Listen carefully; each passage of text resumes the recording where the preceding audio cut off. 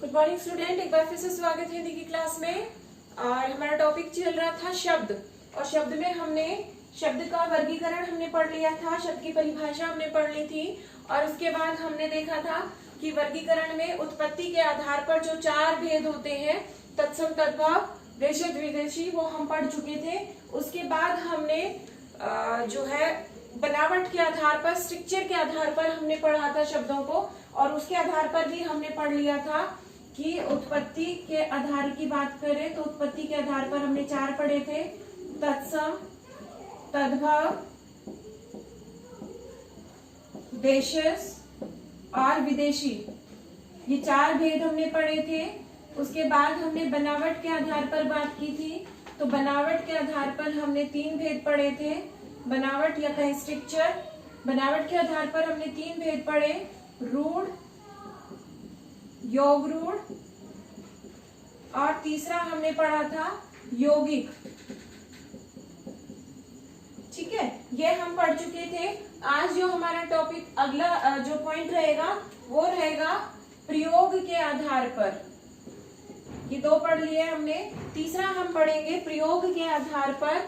तो प्रयोग के आधार पर हमने वर्गीकरण जब किया था तब हमने देखा था कि प्रयोग के आधार पर शब्द के हमने 2 भेद पढ़े थे। पहला जो भेद था हमारा वो था विकारी, और दूसरा होगा अविकारी। विकारी शब्द और दूसरा है अविकारी शब्द। अब ये विकारी शब्द और अविकारी शब्द क्या है, पहले इन्हें समझ लेते हैं ताकि हमें टॉपिक समझने में इजी रहेगा। तो विकार शब्द से बना है विकारी शब्द। विकार का मतलब होता है जिसमें कोई विकार हो या कहीं परिवर्तन हो, तो वो कहलाता है हमारा विकारी शब्द। मतलब ऐसे शब्द जिनमें कोई परिवर्तन हो। अब परिवर्तन कैसे होगा? परिवर्तन देखिए, या तो लिंग के कारण परिवर्तन होगा, वचन के कारण परिवर्तन होगा, या काल के कारण परिवर्तन होगा। ऐसे शब्द जिनमें लिंग, वचन या काल के कारण परिवर्तन होता है वो शब्द हमारे कहलाएंगे विकारी शब्द। तो उदाहरण इसका देख लेते हैं। लिंग, वचन व काल के कारण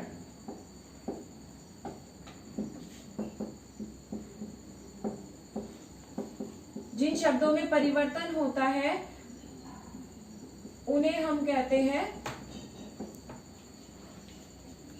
परिवर्तित होने वाले शब्द।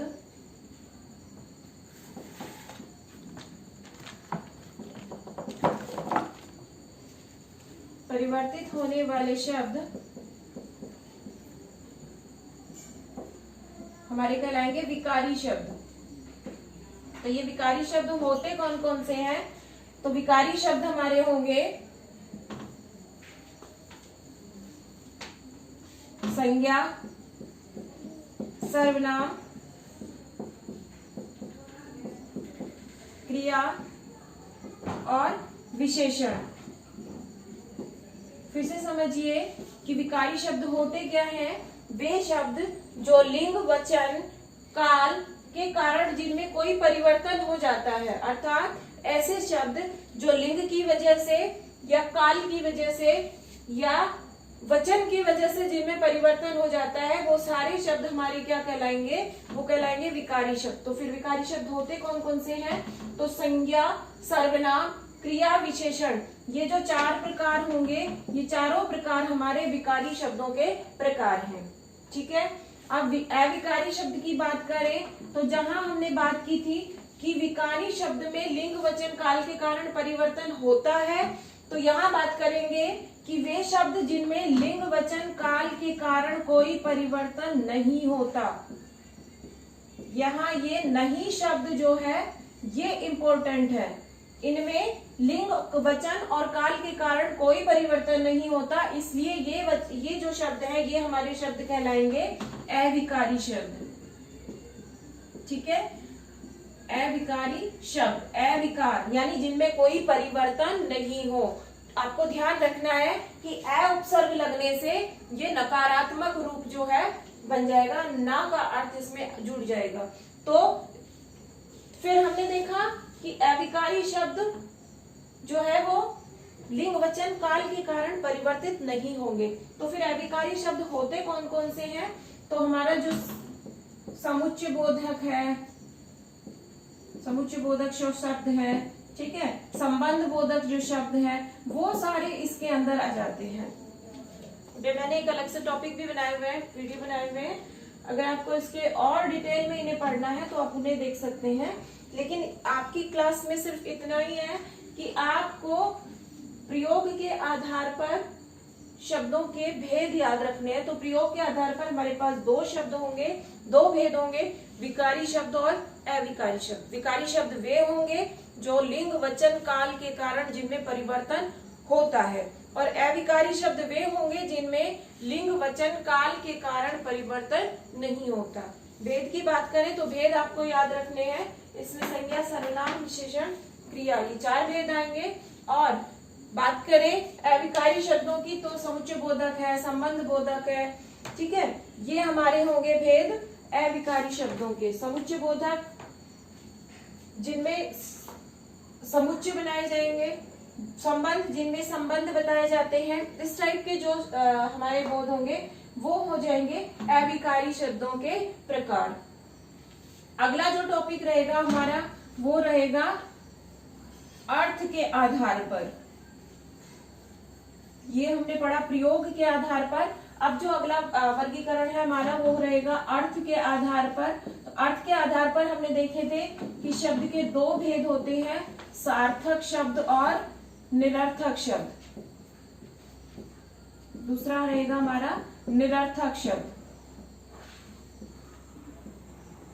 सार्थक शब्द कौन से होते हैं? वे शब्द जिनका कोई अर्थ होता है, वे शब्द कहलाते हैं हमारे सार्थक शब्द, अर्थात इनका कोई ना कोई अर्थ जो है वो अवश्य निकलेगा। और निरर्थक शब्द जो है इनका कोई भी अर्थ नहीं होता। तो फिर ये कौन कौन से शब्द होते हैं? जैसे हमने कोई भी शब्द बोला, रोटी, चाय, पानी, ये शब्द कैसे हमारे, ये शब्द सार्थक है, क्योंकि रोटी शब्द का अर्थ होता है चपाती, ठीक है, चाय एक पीने का पेय है, गरम जिसे पिया जाता है, पानी जो हमारे लिए एक बहुत एसेंशियल थिंग है पानी, ठीक है, तो इन सब का कोई ना कोई अर्थ निकल रहा है। तो फिर निरर्थक शब्द क्या होते हैं? वे शब्द जिनका कोई अर्थ नहीं निकलता। तो फिर इनके उदाहरण क्या होंगे? देखिए हम क्या करते हैं, कई बार हम सार्थक शब्दों के साथ कुछ निरर्थक शब्दों का प्रयोग कर देते हैं, जैसे रोटी वोटी बन गई क्या। अब इस रोटी शब्द का तो अर्थ होता है, लेकिन वोटी शब्द का कोई भी अर्थ नहीं होता। ऐसे ही हम बोल देते हैं चाय वाय बना दो। अब चाय तो बन जाती है, लेकिन ये वाय क्या होता है, इसका कोई अर्थ नहीं होता, लेकिन फिर भी हम इन शब्दों का प्रयोग जो है वो कर लेते हैं। पानी वानी, ठीक है, तो ये जो शब्द हमने साथ में जोड़ दिए हैं सार्थक शब्दों के, ये शब्द क्या है, हमारे निरर्थक शब्द है, अर्थात इनका कोई भी अर्थ नहीं है। अगर हम इन्हें नहीं भी बोलते तो भी हमारे शब्द पर, हमारे वाक्य पर कोई भी फर्क नहीं पड़ता। अगर हम कहते कि चाय पिला दो, तो भी हमारा शब्द जो है, अर्थ जो है वाक्य दे रहा है पूरा। और हमने बोला चाय वाय पिला दो, तो भी ये निरर्थक शब्द जो है ये साथ में लगा दिया हमने, ठीक है। तो इस तरह से हमने देखे अर्थ के आधार पर शब्द के 2 भेद होंगे, सार्थक जिनका कोई अर्थ होता है और निरर्थक जिनका कोई अर्थ नहीं होता।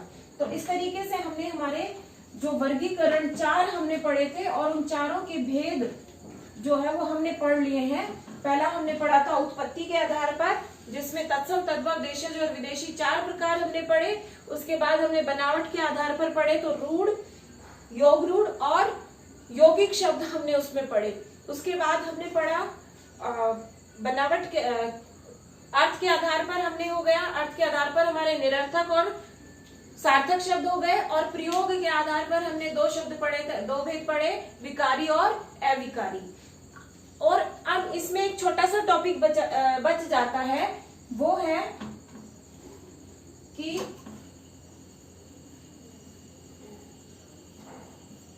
चलिए शब्द में तो हमारा इतना ही है, लेकिन वो जो है वाक्य आपके चैप्टर में दिया हुआ है, वाक्य के बारे में इसी में थोड़ा सा समझा देती हूँ मैं, बाकी का अगले टॉपिक में करेंगे, लेकिन वाक्य का जो है इसमें छोटा सा टॉपिक दिया गया है, और वो टॉपिक दिया गया है कि वाक्य क्या होते हैं। शब्द हमने पढ़ लिए, शब्द के प्रकार हमने पढ़ लिए, अब वाक्य के बारे में जान लेते हैं। हमने देखा था वर्णों के मेल से क्या बने थे, हमारे पास शब्द बने थे, ठीक है, वर्णों के मेल से हमारे पास शब्द बने थे। अब जो है शब्द हमारे पास आ गए हैं, तो कुछ शब्दों के, दो या दो से अधिक शब्दों के मेल से हमारे पास क्या बनेगा, वो बनेगा वाक्य। जैसे कमल एक शब्द है, खिल हमारे पास एक शब्द है, और गया हमारे पास एक शब्द है। अब देखिए कमल, खिल, गया, ये तीन शब्द हमने लिए, और इन तीन शब्दों से हमारे पास एक वाक्य बना जिसका नाम है कमल खिल गया। ये एक सार्थक वाक्य है, क्योंकि इसका कोई ना कोई अर्थ निकल रहा है। ये हमें ये बता रहा है कि हमारे जो कमल है, जो फूल है, वो खिल गया है। तो हमने वाक्य के बारे में हमने पढ़ा कि वाक्य जो है शब्दों का सार्थक मेल जो है वो क्या कहलाता है, वाक्य कहलाता है। जब हमने पढ़ा था शब्द, तो हमने देखा था कि वर्णों का सार्थक मेल क्या था, शब्द था, और शब्दों का सार्थक मेल क्या है, वाक्य है।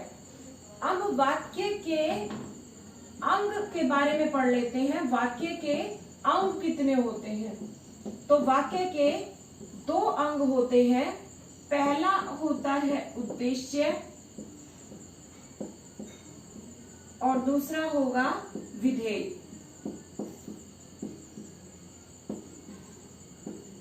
वाक्य के दो अंग होते हैं, उद्देश्य और विधेय।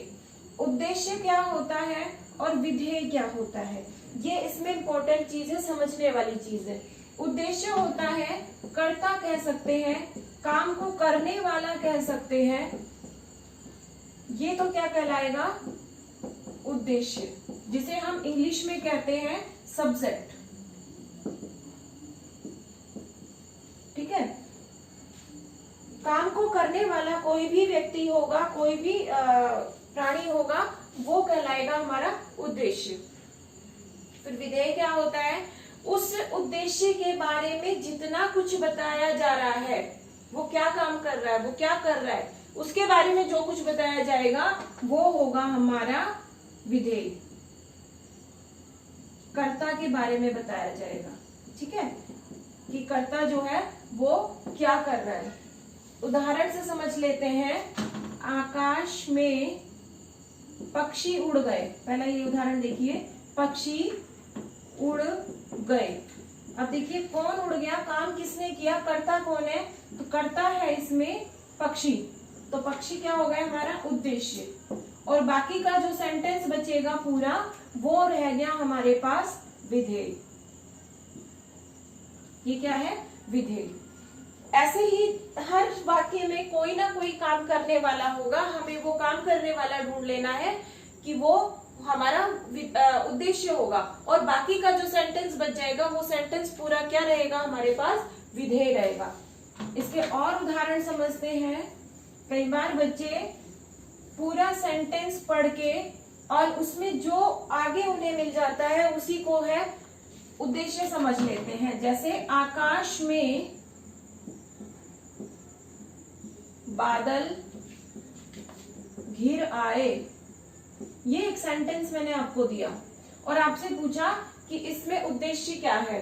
अब बच्चों ने सोचा आकाश भी तो कोई वस्तु है, कोई वो है, तो क्यों ना हम इसी को ही उद्देश्य समझ लेते हैं। जबकि यहाँ पर काम कौन कर रहा है, क्रिया से हमें देखना है कि घिरकर कौन आए हैं, तो घिरकर हमारे कौन आए हैं, बादल आए हैं। तो उद्देश्य कौन होगा इसमें, बादल होगा, ना कि आकाश होगा। तो यहाँ पर ये आकाश जो शब्द है ये गलत हो जाएगा, और इसका सही शब्द जो है उद्देश्य का वो होगा बादल। और बाकी का जो रह जाएगा ये हमारे पास क्या है, ये है विधेय। इस तरीके से हमें इन्हें निकालते समय सावधानी रखनी है। क्रिया से हमें ये देखना है, क्रिया से पता लगाना है कि काम कर कौन रहा है। जो काम को करने वाला होगा वही हमारा कर्ता होगा, और कर्ता ही क्या होगा, उद्देश्य होगा। ठीक है, तो और एक उदाहरण से समझ लीजिए।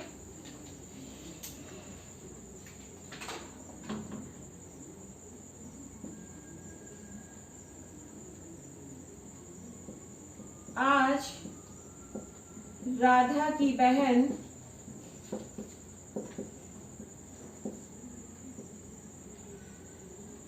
गाना गाएगी।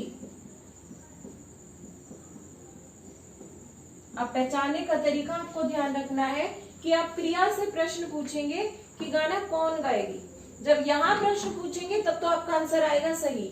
और अगर आप स्टार्टिंग से इस सेंटेंस को देखना शुरू करेंगे और फिर आप इसका उद्देश्य निकालना चाहेंगे तो आप उद्देश्य निकाल देंगे राधा, जबकि इसका उद्देश्य राधा नहीं है बल्कि इसका उद्देश्य है राधा की बहन, क्योंकि गाना कौन गाएगी?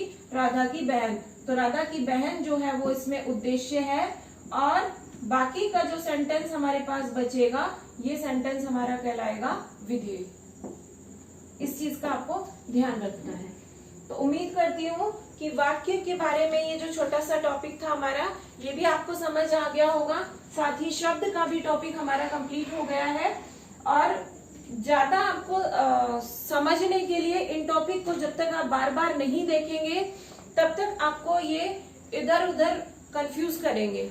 उत्पत्ति के आधार वाले आपके प्रयोग के आधार में मिक्स होंगे, आपके प्रयोग के आधार वाले आपके अर्थ के आधार वाले में मिक्स होंगे, क्योंकि हमारे पास टाइप्स ज्यादा हो गए हैं। तो आपको करना क्या है, आपको उस वीडियो को बार बार देखना है, आपको इन वर्गीकरण को अच्छे से समझना है कि उत्पत्ति के आधार पर कितने भेद हैं, प्रयोग के आधार पर कितने भेद हैं, रचना के आधार पर कितने भेद हैं, अर्थ के आधार पर कितने भेद हैं। पहले वर्गीकरण को बार बार समझेंगे तब जाकर आपको ये टॉपिक जो है वो अच्छे से समझ में आएगा, आपको याद रहेगा।